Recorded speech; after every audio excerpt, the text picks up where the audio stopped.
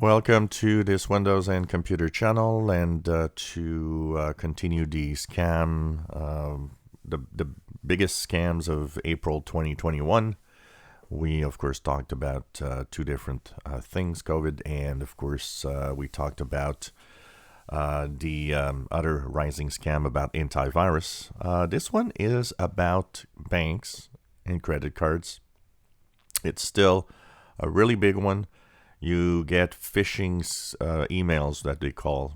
Why do they call them phishing? Is because they send you something that looks like it's a real thing, an email from a bank, and sometimes it could be your bank. And they say that something's wrong with your account or your credit card, and they want you to click. And to, of course, they bring you to a fake web page that looks exactly like the one from your own bank, and there they ask you for personal details, which banks never actually ask you. So basically, this is still going on strong. Remember, and tell everybody, especially people that are not very tech savvy, that are not very, they're just barely hanging in there in creating and in using online services for banks, for example. That this is a scam that's still very strong, that it's there to try to actually steal either enough personal information to do things like have a loan or even have access to your bank account so that they can steal money. It's very important not to ever do anything like that, to never click a link that a bank or is supposed to send you and so on. Always call your bank if something might look fishy.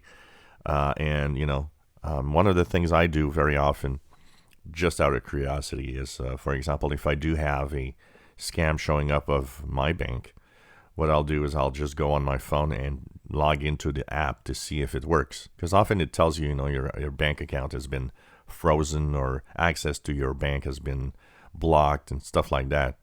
And you'll notice that when you actually do it by yourself, you'll see that it's not true.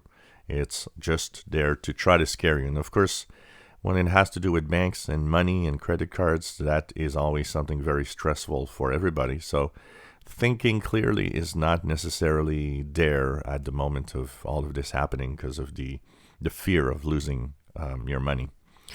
Be careful. Lots of scam going on out there.